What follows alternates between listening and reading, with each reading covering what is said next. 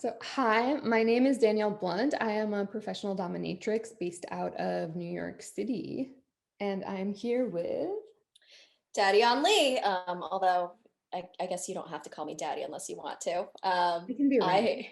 I I am a pro dom based out of LA. I've been doing this for 7 years now, and yeah, yeah.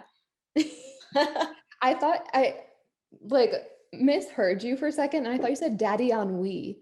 And I thought that that would make an interesting existential crisis dom name or alter ego for you.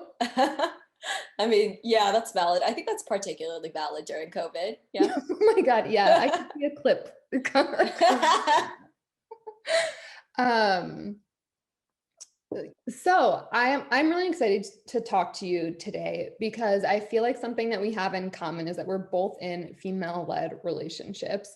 And I feel like some DOMs do BDSM in their personal lives, some don't, and some have relationships where like BDSM and DS dynamics are like the crux of the relationship. And I wanted to ask you a little bit about like, what does a female-led relationship mean to you? What does it look like in practice? And like, what are some things that come up for you in thinking about that?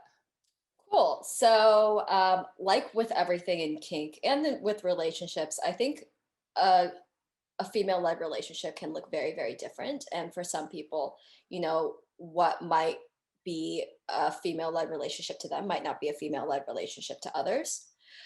For me, the way I characterize it best, it's kind of the spirit of how you carry the relationship, right? Like, I'm a pretty lazy Dom, and a lot of my female ledness just ultimately means me saying no when I want to say no, just for the heck of it. Let's just say no to everything just because I can. And like him not hating me for it because he knows that I can say no and he'll just accept my answer as it is. Eroticize it a little bit even. Yep, yep. And for me, the energy of it is that ultimately I get the final say in everything. And it doesn't matter what it is, I just get the final say. And obviously, there are um, parameters to that, just like life gets in the way, meeting family and stuff like that, vanilla world. But within our dynamic, ultimately, I'm supposed to get my way with most things. My relationship, as of this point, I think being a sex worker and uh, doing so much of it on camera in real life, albeit a little bit less now, but still, online, I don't really have that much active BDSM in my relationship outside of videos. Like, there are moments where, I'll tie him up and fuck him and stuff. But it's not high protocol. And I think, honestly, this idea of female led relationships being 24/7 high protocol is more of a literotica thing than a real life thing. Because I've probably met like two couples in real life that genuinely have high protocol for the majority of their lives. Yeah. I think it's pretty rare. And I used to hold myself up to this barometer of like, I need to have high protocol or else it's not female led relationship. And I just don't think that's true anymore. My relationship is, for some people might view it as like maybe even like a daddy brat dynamic because I'm super bratty in my relationships. I'm gonna say, are you both the daddy and the brat? I suppose I am. I suppose I am. But yeah, I'm just like super bratty in my relationship, but my brattiness all doesn't ever result in me getting punished. It always results in me getting my way no matter what. And I think that's the difference is like the end result and the energy that it's carried out with. But the activities that I do can be seen as very bratty. Like I act out a lot just because I can, but that's more because I'm an emotional sadist and I like to do that and not because I am acting out in seek of punishment or anything like that. If anything, I act out just to like get a rise out of him. And then when he uses a tone with me, I'm like, did you just use a fucking tone with me? And It sounds like very playful. yeah, very much so. So for me, yeah, female led relationship is more in my attitude and how he and I both carry out our relationship. And yeah, what was Yeah, I feel like there's this idea that high protocol means that someone is like in a posture collar, like in like story of O type training, postures of submission Hmm. for the entirety of the relationship while the dom's not there and this person's like waiting for them. But I also think like the protocols and rituals that you make to create a female led relationship can look like whatever works for the relationship. So like for example, in my relationship, I do like high protocol training, but it's not something that like I particularly have the energy to uphold 24/7. So I Hmm. like teach submissive things that I like to receive. So like Yeah. when I get into bed, there's an offer for a massage or a foot rub. When we're watching TV, they put their phone down and my feet go in their lap and I get a foot rub. Yeah. So it's like smaller things like that that are just integrated into the relationship, or like my coffee is made for me Hmm. in the morning, and like those become the protocols Hmm. rather than like you may only look at me with Yeah. permission. Yeah, That for for me, sure. that is like saved for play for me. For sure. And I think, I mean, all relationships should be configured to whichever way is best for you, right? And ultimately, in a female led relationship, it should be entirely about what's best for you, be that high protocol or be that give me coffee in the morning, you know? It's interesting though, because when I started my relationship with my slave Gimpy, he definitely had sub frenzy when he first started dating me. Like not, he was somewhat fresh out of a divorce and like just going through the dawn being like, I'm gonna serve everyone. And then he found me and he was like, I'm gonna do anything you say, mistress. This is gonna be total power exchange. And I'm like, fuck yeah, I love total power exchange. And throughout the years, he and I have both realized that like while he is submissive to me, he identifies more as like a bottom with submissive Mm. tendencies to the right person. And so with understanding of that, our relationship dynamic has changed from like total power exchange to more like, I'm just going to tell you to do what you do. And you might argue with me sometimes, but ultimately you're still going to do it, you know, because he's not actually submissive, but he is still Mm. my slave. So it's kind of like an interesting changing dynamic. And it's funny because I have another friend who's also in an FLR with her slave who also has like similar fetishes as him. They're both bondage bottoms and stuff like that. And he also realized throughout the years of serving her that like, yeah, he was more of a bottom than a slave, but for her he's still her slave, you know, because everything is unique from person to person. Definitely. It's like very much dependent on the relationship. And it sounds like I was actually just talking to Lucy about this, about like the difference between erotic submission and uh service submission. Hmm. And I feel like a lot of people get the two conflated because of the fantasy. And I feel like most of my like personal submissives are like deeply service oriented and are um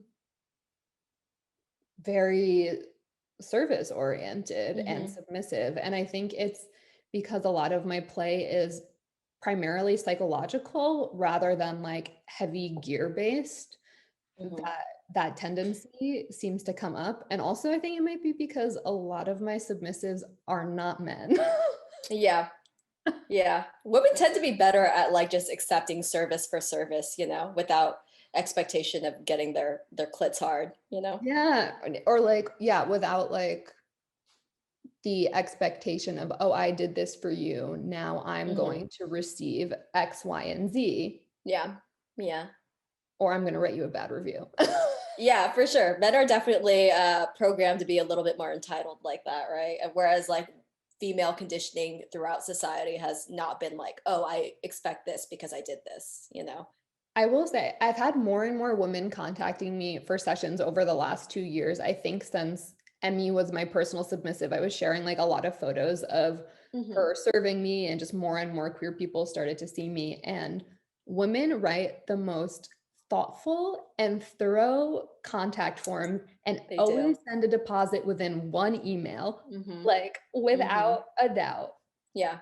I fully agree with that. I've loved all my like non-male clients throughout the years, and I've definitely had more. I think once I started talking about them, um, Yeah, it's interesting. Although like the couples, even if it's like a woman coming from a couple, sometimes the couples can be hit or miss. But like Definitely. definitely women, non-binary people by themselves are definitely like just a pleasure to work with. Just so easy, so easy. And like so communicative and like a pleasure. Yeah. I feel the same way about couples. I'm thinking of this one couple who came to see me where it was their third anniversary, which is technically the leather anniversary, which I didn't Uh-huh. know was a thing. It's like something like paper, blah, blah, blah, leather, glass, crystal, something like Huh. for each anniversary. And the third is leather. So Interesting. they contacted me for a double session to celebrate. And I was like, well, what did you do last year? And she's like, well, year two is about paper. So I made 1,000 paper cranes. I was like, that is so different than this. I thought you a weird sex thing every anniversary, but cool. Yeah. And Yeah. he was so into it. And like she was the driving force behind the session. And he was kind of like, I am placating my girlfriend, which Yeah. made it like the woman's enjoyment is always like of the utmost Oh yeah. importance to me. For sure. Whenever I get couples, I'm always focused on the woman, unless it's like a man who's bringing in his like reticent wife to show her his love of kink or something. But I've had really great couple sessions where they're pretty much, it's just all about the woman and the dude has to take all this stuff. I'm like, if she could take it, you got to take it. Yeah. And so he's like, oh, I guess. But he's Pitting there. them He's against happy each for it. other. I love it. Yeah. Um, yeah. So how do you like maintain some of those like lifestyle and domestic DS? We were talking a little bit more about like ways of integrating FLR female-led relationships into like more domestic DS settings. Like what are some rituals that you've adopted with your submissive? So this is funny because I used to have a lot more, and I think it's gotten really lax since COVID started, and we're just around each other 24/7 because like the mess that we accumulate in the home is just a lot more, and a lot of my rituals are rooted in domestic activities. And now he's like, this is not fair because we are constantly in the home 24/7. So there's just so much mess. You're like, you want it 24/7, I'll give you 24/7. Um, so for me, it's mostly the energy that I carry throughout and the attitude that I carry throughout. In regards to rituals, I've been slacking on that bit. We used to play more, but I think once you just kind of get into a relationship, things start. You got to work harder for it. Yeah. So I'm not really a great example of that, admittedly. It's mostly just I just remain in charge no matter what. And I constantly seek out ways to defy him and then to have him try to defy me and then to correct him. Um, I'm very, I very much like to just get a rise out of him and then correct him for raising his hackles to me. It's like, I don't know if it's the healthiest thing to do, but it is so fun. Like, As long as you're both enjoying it. I have yeah.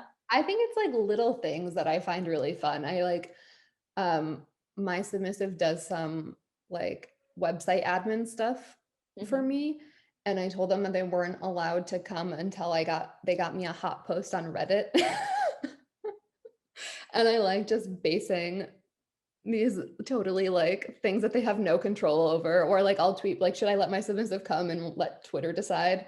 Yeah, yeah, for sure. I definitely do that with my partner. I'll just like, and it'll be around domestic tasks or even stuff like I really want to pick at his nose. And until he lets me pick at his nose, he's not going to come at all. Or he's just going to be ruined all the time, or we're not going to do anything. We shoot a decent amount. So, and people love watching my hand job videos. So, like, no matter what, I end up touching his dick a couple times a month. But, like, it's You're sitting whether there jerking him off like this is just for content. Don't share this. Sucker, you didn't earn this. but like there are plenty of ways just to like constantly ruin him. And so yeah, stuff like that where I kind of I blackmail him into doing stuff by allowing him to come or not. And It's such an I effective tool for bargaining. it is. And it's funny because it when before we started living together, I genuinely thought like in the moments where he wasn't locked up that he was like not coming for me, and then he recently revealed to me that he had snuck it a couple of times, and I was like, oh, I am so hurt, you know, like here I was thinking you are a very good boy each time I let you like out of the chastity device. And mind you, he was in chastity a lot, and we only stopped because his chastity device kept on falling off at the gym, which is I love that. That would be a reason to continue for me. just like imagine it falling in like the fucking elliptical, The just bros like are like lifting. No, um bro, it's just my chastity device. you know, like semen retention helps with testosterone, helps with the gains. You're Um, helping him. I am helping him. But so I was like very upset to hear that he had actually jerked off a couple of times. And I was like, how do I not know that this entire relationship is a lie? You know, like how do I I this hope is you milked that. I milk it all the time. I still do. I'm never going to let it go. It's gonna be the thing that I hold on to now. I like to But tell my submissive, I was like, do you have permission to come? And she's like, I think so. I think that I do. I'm like, but do you? And she's like, I don't know. I personally enjoy giving conflicting orgasm control. They've been keeping track of it. Keep them on their toes. Keep them yeah, a yeah, little bit definitely. nervous. Exactly. They should always be nervous when coming. Like you should always be wondering, like, am I going to get ball busted? Am I actually going to be allowed to come? Like, what's going to happen after coming? You know, there always should be a little bit of fear in the coming. Mhm. He and I pretty much like don't have the extent of our kink within sex is like he very rarely gets to have a normal orgasm Yeah. just because I always find a reason to ruin it. Cause like, you know, who cares? The only reason I let him come is for prostate health, you know? Like I actually rarely let my submissives come, and the only times that I do is when I'm filming porn because they want an orgasm. And I'm yeah, like, this is edge play for me, letting my submissive come. So for I sure. just want everyone to know, and all of the content that I've made, I do it for you. For sure, for sure. And it's like, you know, I do hand jobs and videos. I don't do that in real life. And like, I'm definitely not going to jerk any of my clients off like that, but it makes good content. And also, my slave, he's like, I, I can ruin him really easily by just like taking my hand away seconds before he's about to come. And then he'll come, but that's just his cock doing it. And he doesn't actually feel the orgasm. It's just like him releasing cum. So Ruined I do. orgasms are so hot when they're like, oh, what just happened? Was that, why wasn't it? Oh, And then he like tries to touch it and he's like, it's not working. And I'm like, I'm only doing this for your health, you know? Like, men have to come sometimes just so they don't get prostate cancer. And this is why you get to come once a month at best, you know? It's like a holistic approach to BDSM, you know? yeah, alternative healing through orgasms. We're yeah, you could do a lot with that. That's Yeah. yeah, but I don't, it's like Mistress always comes first, and Of course. then I just forget about the submissive. I Some mean, people are really into like forcing their submissive to have multiple orgasms, but I'm like, no thanks. I like to do it with women Mm. sometimes, but denial, I think, is a lot more fun.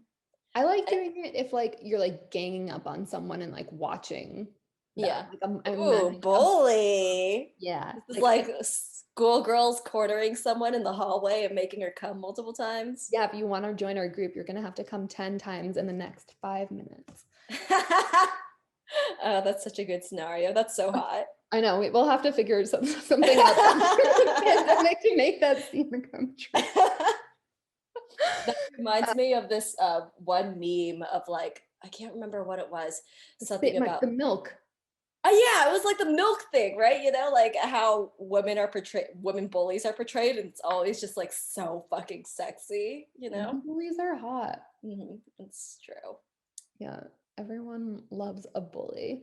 It's true. Um, yeah, and so I feel like both of us too, it's like in my personal life and often like in my sessions and in my clips, like I don't really get dressed up for sessions. Like if Mhm. like I I have a hardcore leather fetish, which is like its own separate thing, but Mhm. like if you're not gonna be like worshiping me when I'm in sweats, like I truly have no interest in your submission or like Yeah, playing with it. for sure, for sure. Yeah. I think so for me, I get a lot of masochists, and a lot of masochists aren't submissive, you know? And so by proxy of that, I oftentimes do have to end up getting dressed for sessions because a lot of my clients aren't genuinely submissive. Mm. But then I do have a lot of them who I'm like, listen, this session is going to be complicated, hard, and long, and I'm not going to be wearing anything fancy for you because things will get ruined. You want a lot of bondage? No. Like there's like hooks and things and all kinds of metal shit. No, I'm not putting on anything fancy for you. Um, and like I literally don't even know the last time I put on a cat suit.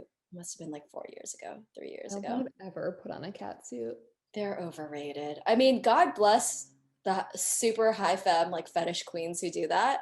Yeah, bless the Like, like latex fetish queens, but it yeah. makes me feel so submissive and like restrained and confined. Yeah. And, like it does not put me in a dominant headspace at all. Yeah, and then like getting lube all over the playroom, constantly thinking about like, is this going to rip? Like, can I bend over this way, et cetera, et cetera. Like, it's too much for me. I'd rather just not care and like continue on with the activity at hand.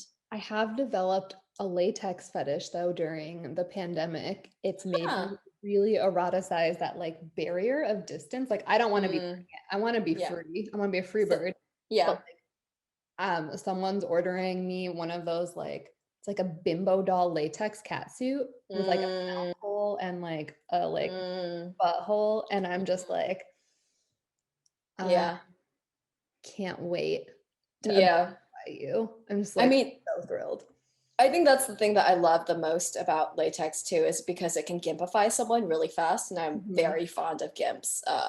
So like as long as I'm not the one being in it, I will be so happy. Like having a vac bed and just seeing someone's body like all encased in it and like rubbing up That's what against all that of my barrier. fantasies have been. Mm-hmm. Like I want you in a vac bed, totally objectified, and I want my big toe just gently maybe touching your cock or your lip. And like you're just gonna be there for hours, Mm-hmm. just as long as the pandemic was.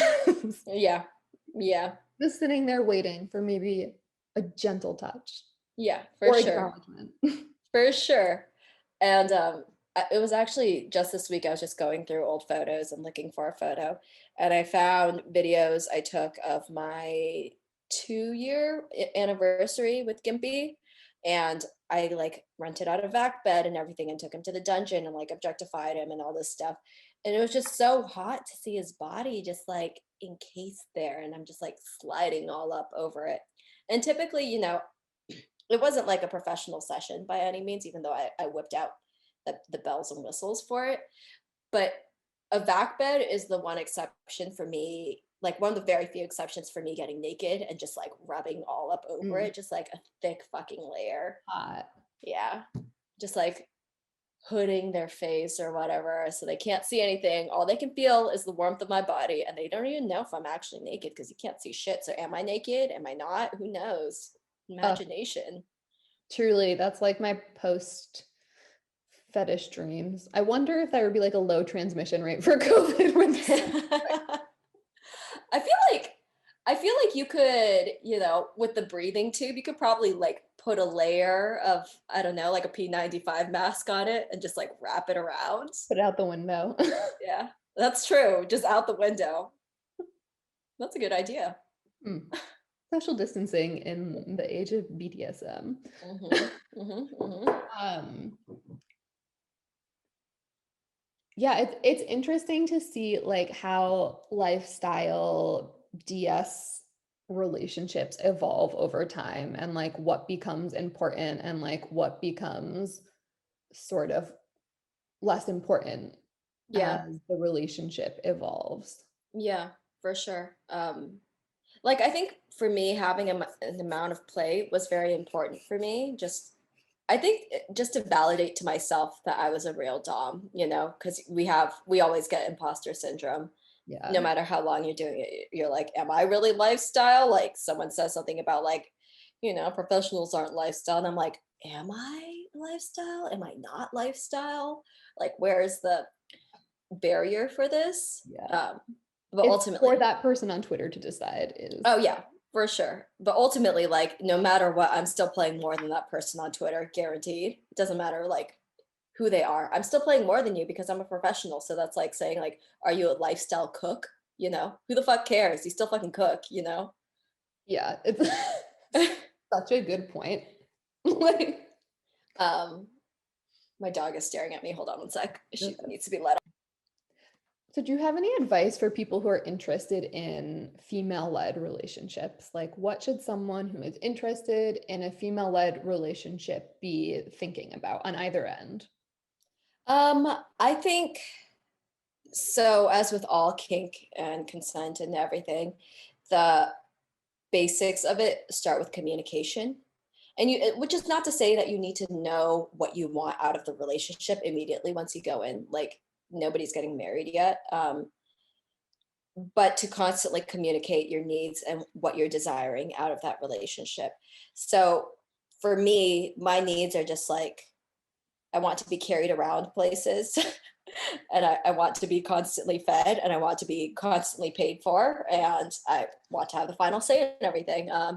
Those are my needs, and that might change from time to time. Maybe there will reach a point in time where I no longer want to be ferried like a crippled baby from place to place, and perhaps that will end. But for now, I really enjoy it. I had an ex who would drag me when I got tired, and I would just like drag me and deliver me to bed that way. I was like, this is FLR. I'm just like having the visual of it, and it sounds like the most hedonistic thing. I've been told I can adopt like a bratty toddler Dom persona when I'm tired. Oh, 100%. I am the same way. I'm just like, I might start crying if I'm hungry, like if I start crying, you better start feeding me like real fast, like just put it in my mouth, like forcibly put it in my mouth. Um, so yeah, communication. I think the same thing. I think Healthy communication, whine like a baby. yeah, exactly. I think with FLR, the same tenets apply to negotiating a kink scene, right? Which is like good communication, discussing your boundaries. Um, yeah, I think it should be as easy as that. And I think also for the sub side of those in FLR, and I'm going to direct this more specifically towards men because women tend to be a little bit more introspective about it. Um, but I would urge men to consider like why you are seeking this out. Is it because it's part of who you are? Is it because you don't feel like you deserve any better? Is it because you are seeking out to enact a certain fantasy and you think it's sustainable 24/7? And ultimately, some of these answers you might not know until you try it out. But I think it is important to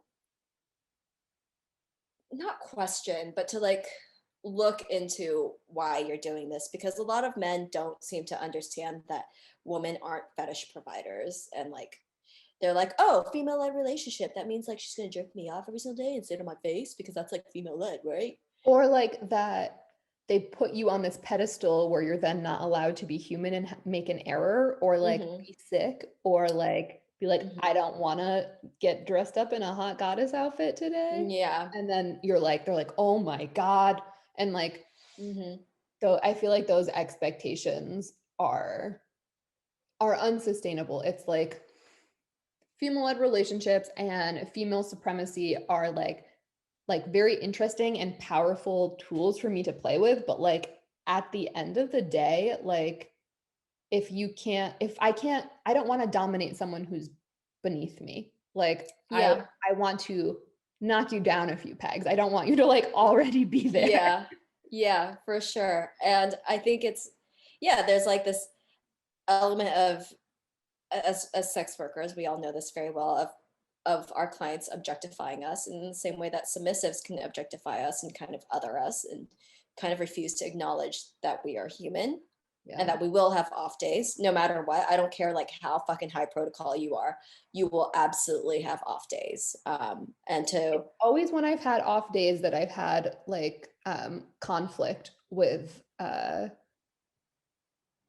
like clients who blend the personal professional boundaries. yeah.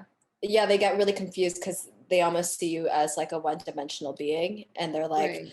you're not bossy and like self-confident every single day? Like, what's going on? Is the world shattering? Is it my fault? Do you hate me now? Like Like a you lot of get a them. little bit anxious when you walk into a Target building. Yeah. And like I'm human. I don't like people. Yeah. For sure. I For like sure. intense one-on-one interactions. That's where I thrive. Same. Same. Um, so yeah, I think it's understanding like the parameters of humanity, and that a kink relationship is not different than a normal relationship ultimately. And Um, ideally, like not kinky relationships should be negotiated similarly, I feel a like. And hundred like percent. anything, there are things that vanilla people could learn from the way that kink is negotiated. And I want to like build off of what you were saying about these relationships like are built on communication. I've been doing some like interviews with like bigger media spaces, and they're like, tell us like if someone wanted to do a kinky scene today, what should they do? And I was like, well, you should do your fucking research. You should learn how to communicate. And they're like, no, but like give us an activity. I'm like, no. Yeah. Like, Yeah, you that's like some Cosmo tip, right? Like stick a habanero up his asshole to make things extra spit it spicy, in you his know? mouth and call him a baby bird. Like that sounds great to me. Try it at home. Free subtask. Um, but yeah, I really do think it's like strongly, strongly, strongly based on how you can communicate and how you can resolve conflict. Because Mhm, if you can't do either of those things, um, like conflict is going to come up in any relationship, in any way that mhm, you're being intimate with someone. And if you don't have mhm. the tools to navigate outside of that conflict, it's always going to end in rupture. And there will be Yeah. like no space to repair it and move forward and build Mhm. a relationship and learn about yourself. Absolutely. And I do think there are some men who seek out female-led relationships because they are unable to handle conflict in their vanilla lives, and they just assume that if a woman is in charge of everything, that suddenly that conflict will go away. And it's like, no, it won't. Because ultimately, if you have an equitable relationship, which, you know, the irony of equity within a female-led relationship, but there is still equity of a sort. If anything, adding the element of kink on it just adds another level of difficulty and complexity that inherently requires even more communication. Um, and you should have been communicating in the very first place in a vanilla relationship. So, like, to think that just because you let someone else take charge, that all of a sudden the problem lifts off your chest and onto their chest. I think that's kind of like it's very misconstrued, and I've definitely met a lot of submissives who just assume that like, oh, I have a lot of problems, but it would be solved if I were in a female-led relationship, and it's like, Like it's no, a that's panacea or something like that that's going to like yeah, solve all of your problems in how you've been having relationships. yeah. Yeah, it is very interesting. And then I also think there's something that's interesting too in the like female-led relationships that take place within a professional capacity is that there is this exchange of capital that's Hmm. happening. And when we're Yeah. talking about like power dynamics and equity within female-led relationships, something that I've found is that men are really not willing or like very begrudgingly trying to avoid looking at the role that money plays in how that Hmm. power is distributed. And like, Yeah. I don't think like all female-led relationship dynamics necessitate Femdom, although most of mine have some element of financial support. Hmm. Um, it's just very interesting having like been doing this for 12 years, the times that it's come up with like, oh, like I worship you, goddess, you're so powerful, blah blah blah blah blah. And then some dude is like not leaving the studio because he's like not respecting my time and not willing to like pay more money to go over. And it's just like these very simple things that are like very incompatible with the fantasy that they're seeking. Yeah.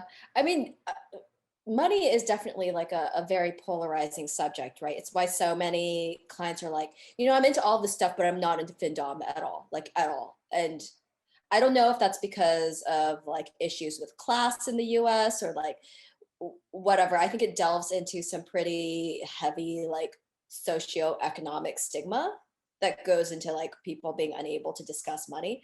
But me as an Asian, I love talking about money. We talk about money all the time. Asians love talking about money. We are very blunt about it. It's part of my culture. So like I have no issue with it. But I think um definitely this refusal to discuss money can definitely blind a lot of people and kind of obscure a lot of like the dynamic of the relationship. Yeah, or to see it like as both like compensation for your labor Hmm. and also like a form of power that can be played with. Like Yeah. I don't do Femdom in all of my like dynamics with submissives and clients. But I do frame like payment or tribute as like we've like adapted to calling it for whatever reasons to avoid like law Yeah. enforcement, Yeah. Yeah. where we like can't even call call it payment for what we do. Yeah. Or I've called like roses. Yeah. Yeah. Like it's a way of you showing your support for me. Like there can Yeah. be a financial domination element where I'm in control of your finances or where I Hmm. make financial decisions for you or I do your financial planning. Hmm. Or it could just be you are in a DS relationship with me and you want to make my life easier. And money Yeah. is literally the simplest way to do that. And if you want Yeah. to carve out space in my life for me to make space for you, Hmm. that is the one and only way Yeah. to even give yourself a chance. Yeah, definitely. And like all my best submissives have come with a lot of financial support. You know, there's no way that I would let any of them into my life without them demonstrating that, like, yeah, you're worthy of spending this amount of money on. Like, you think about with a date, you know, like, I'm not going to date a cheap ass motherfucker. I'm not going to take on a cheap ass submissive, you know, I just don't want cheap ass motherfuckers. And I think there's definitely like this whole idea of, well, you know, like why should I pay for it if you love doing what you do? You know, like why? And it's like, why would we even be here if you didn't pay for it? Like, let's be honest, would we even be here? We wouldn't. But you know, you paying for it shows that you do value me. And if you do value me, then great, we can proceed. But if you can't even get past that initial hurdle of showing that you value me in a very tangible sort of way, then what good are you, you know? And which is not to say that everyone has to be rich to serve me, but you have to show effort But in it's some kind of so way. interesting because I feel like some of my best clients aren't super like phenomenally wealthy. I feel like there's this like Hmm. stereotype of like the millionaire who like Yeah. sees the sex worker and but like working class clients are the ones who tip me the best because Hmm. they know what it's like to work in a service industry. Hmm. They Hmm. are the ones who are like, thank you so much. I really respect the work that you do and I will save up for a session. Currently, it's outside of my budget. Whereas Hmm. men who, uh, I once had a client who lived in a brownstone on a 5-story walk up on Central Park who made a comment that his wife got the nicer house, Hmm. comment about my rate. And my response was just like, I sincerely don't believe that this should be an issue for you. And he's like, you're right. And I was just like, it's just so interesting. Yeah. And like seeing like of my clients, like who leaves tips for housekeeping if we're doing like an overnight session. Yeah. It's just, it's very, very interesting. Yeah, for sure. And it's also like, you know, the stereotype between those of us who do what we do is the client who brags about his money is going to be the stingiest, you know, because if you feel the need to lord over your quote unquote power, Mhm. like you're going to be stingy about it. You're not ready to submit. You're not ready to be humble. You're not ready to accept like your place underneath. You're still trying to lord over and exert dominance over me, and you will never be a good client. And that's Yeah. just how it is. And I feel like something that I try and impart on submissives is like this idea that I have this relationship with, not like someone who's coming to see me for like a one-off session, but someone who's like interested in female-led relationships and ongoing DS dynamics within the Hmm. relationship. Um, in like a femdom capacity is money is what gives me the space to be the person that I am that you want to serve. So Hmm. like you paying my rent literally clears up space for me to Hmm. think about you and to Hmm. interact with you. And like Hmm. I only have a limited capacity to interact with people. And like I do a lot of things. I'm a busy woman. I have like multiple different things like we all do and have many different people that we like love and care about in our lives that we want to prioritize and give energy to. And Mm-hmm. if you're interested in like my time and attention to nurture these relationships, there will always be a financial component. Even Yeah. in my personal, I feel like people think that personal submissives, there's not a financial Yeah. uh component, but I would say but the like more personal my DS dynamics are, the more financial support I'm receiving. Yeah. And it's like the whole idea of like, a girl you can pay a $100 dinner for a date or whatever, however much you want to spend on a date. But your wife is going to cost way more money than anyone else if you are like any sort of decent partner, you know? Yeah. And And I think too, there's something about like the the person who will take you out for $100 dinner, but wouldn't send you $100 to do what would bring you the most pleasure. It's like yeah, they can spend it. They can only spend money on you when you're physically together and they're in control. yeah. Um, I had like I made a former sugar daddy cry in his I like apartment. how this started. Yes. I mean, it's a good goal. Like, We went on a first date and it was fine. I deduced that he had a lot of money and that we would have fun together. And we like had a drink at a bar and he mentioned that he likes going to strip clubs. I was like, great, we're going to the ATM, like take out as much as your limit is, and we're gonna like stay at the strip club until we spend it. And we had like an amazing time. I was just like that sounds throwing his so money. fun. It was such a Ah, first date. And then he kept texting me for a second date and like it just wasn't panning out. And finally he texted me and was like, this was like at the height of when Hamilton was playing in New York and like mhm. no one could get tickets. And he was like, do you want to go see Hamilton with me any day this week? And I was like, that's like a pretty bold move. You know that I'm interested in like money.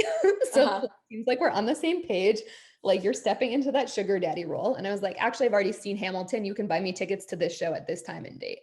Hmm. And we went to see the show together. We had like a good second date. And then on the third date, it was like time for him to give me something as Hmm. we like had discussed, and he couldn't do it.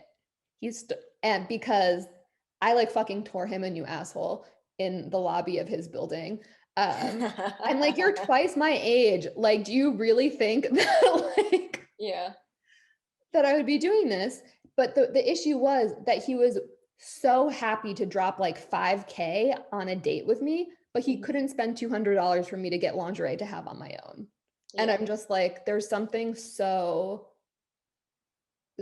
backwards about, not even backwards, it's like very current of that logic, which is Yeah. not what I'm interested in, which Yeah. is you should only have access to capital when it's in relationship with me. And I Yeah. think the most romantic gesture for me personally that anyone can make is, here is this access to capital with no strings attached. I want you to like live a beautiful life Yeah. where this is something you don't have to think about as often. And if I can take some of that like labor or time or energy off of your hands, it would be my privilege. Yeah.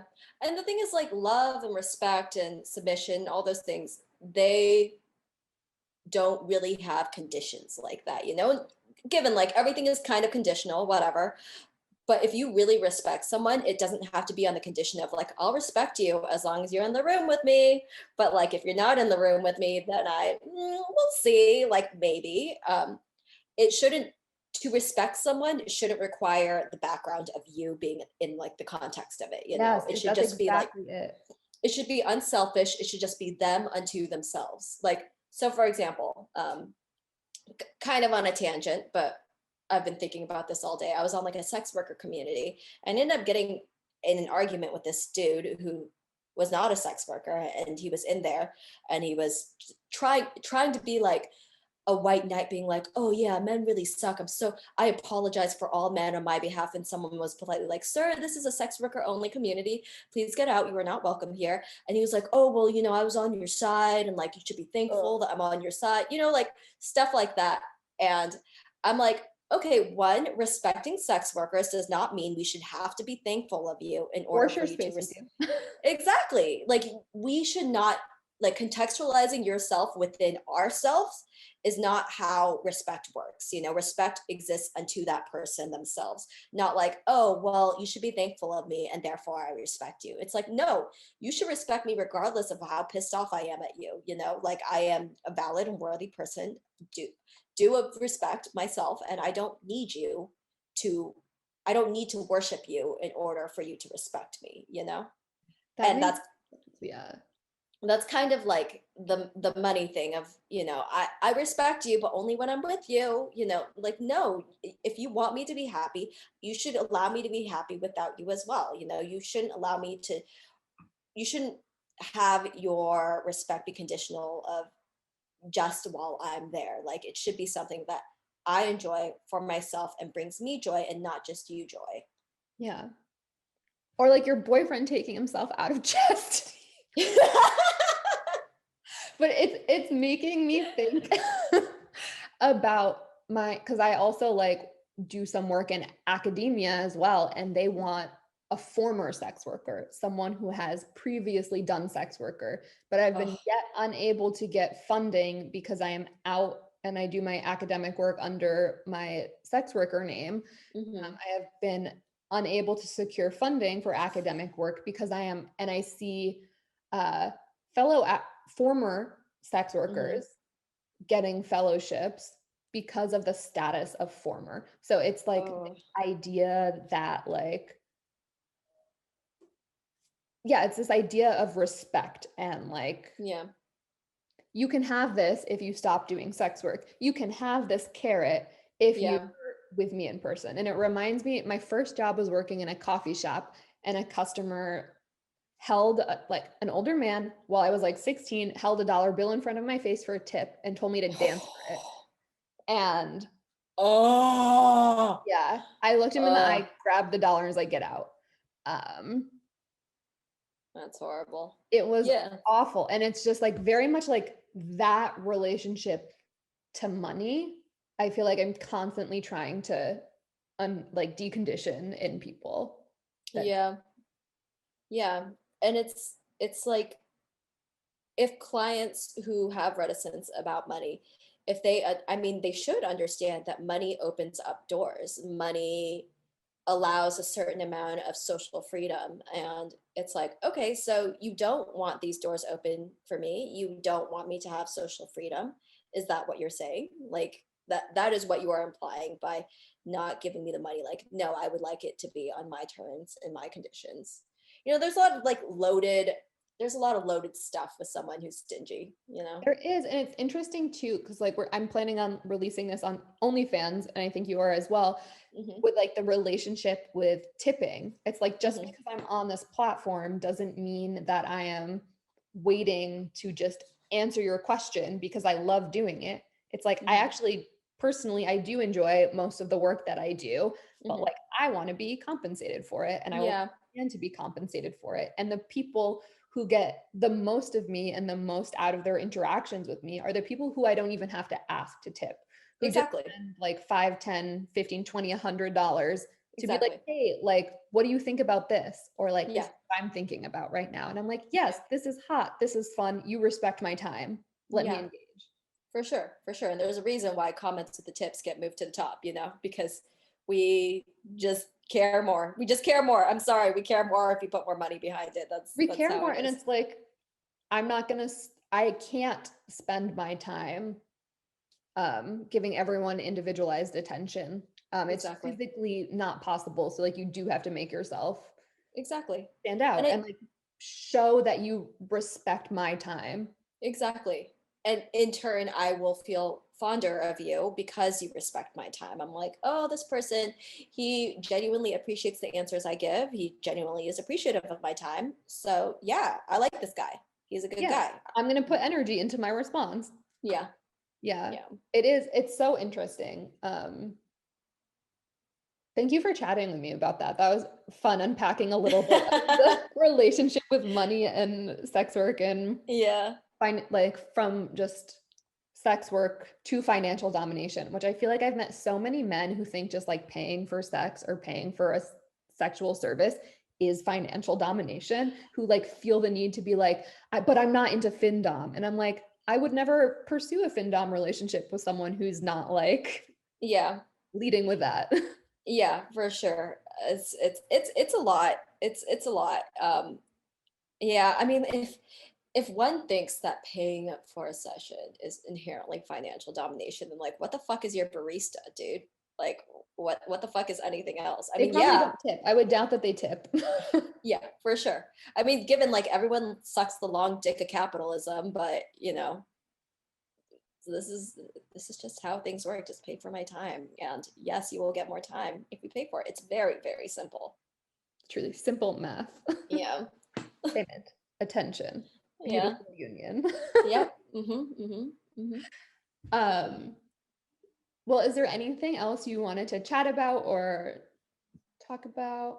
Let's see. I was going to take notes on this and be like, questions I want to ask Danielle Blunt, and then I didn't take any notes the entire time. Um, I don't know. How are you? How are you handling uh COVID sessioning? What are your thoughts on it? I feel like I've finally gotten into the groove of shifting to online work. I've been doing a lot of like more DS submissive training Mm-hmm. virtually, which has been Mm-hmm. really rewarding for me. Primarily with, I have a few people who I've been seeing like once a month or twice a month Mm-hmm. to do work together, and Mm-hmm. they've been keeping like submissive journals for me, which I get to like Oh, I into love my submissive surveillance journals. fetish and like check in on. Yeah. Um, but it's sort of taken a while for me to figure out how to like eroticize the social distance and Yeah. play into the tease of it, and really like get to that space of forming like really beautiful connections with people virtually, because Yeah. it does bring up barriers that I'm not used to work. Yeah. And I definitely think there is something to be said for like whatever pheromones are released in real time, you know? Like I would like to think that I exude some like lioness dominant pheromones that just go like, Can you "Rah," you know? can you smell Just me like, from there? oh, mistress. It's definitely a lot more challenging. I mean, I think there are pros and cons to it, right? Like on the one hand, some people have more access to you and are able to reveal themselves in ways that perhaps they might not feel comfortable to do so in person because you have the separation of, you know, Yeah. distance and a screen. I've gotten a lot of that, of people who have never seen pro doms before. Yeah, and I would say a lot of my online interaction, I would say easily 70% are people who only do this online and, for lack of a better word, are too scared to go see a pro dom in real life. And I think that's always interesting to get people within that realm who you would never be have access to otherwise. Right. And yeah, on the other hand, it is hard to eroticize it sometimes because there is so much like technical back end that can get in the way of like pure eroticism.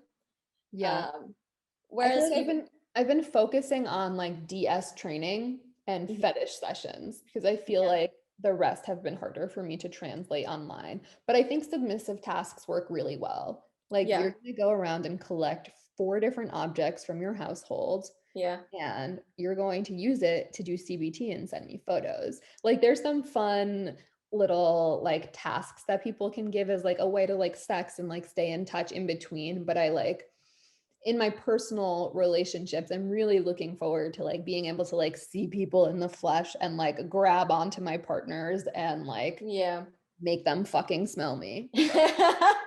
Yeah, it's not quite the same when you're like waving your feet in front of a camera and be like, "Can you smell my stinky feet?" And it's like, you know, you're trying. Like we can all imagine it, but it's not quite there. It's not quite there. I Yeah. think online domination does require a certain amount of like eroticizing unavailability, I Yeah. suppose. And I Unrequited. think I think like that's probably why ignore stuff is so much more popular in online stuff than it is in real life. And like inaccessibility, which makes a lot of sense why like brat princess types are a lot more popular online than real life. That's so Yeah. interesting. Yeah, because you Yeah. don't get to actually get the brat's attention. Yeah.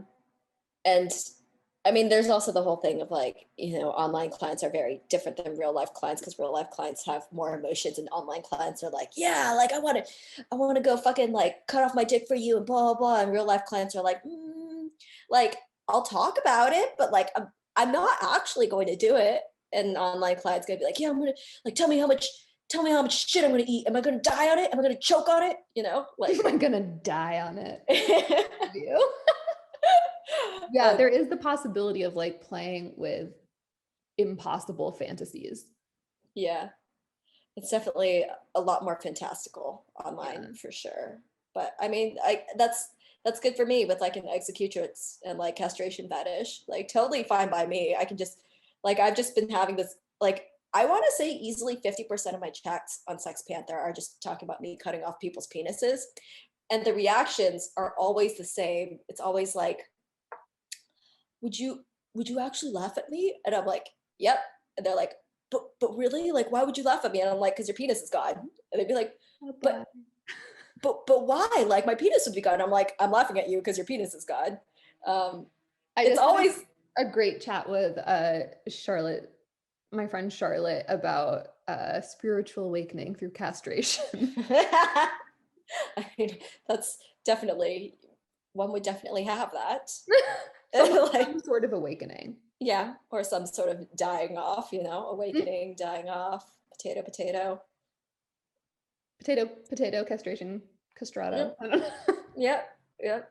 So Uh, it's definitely fun to play with like the extreme side of things online, but then you get the people who like can't tell reality from fantasy, and that's kind of annoying. But it's like it's interesting because in real life you can check in on someone and check their like body posture and just like how they carry themselves to see like their how deep breath, they are. Yeah, where they're to see. looking. Yeah. Mhm.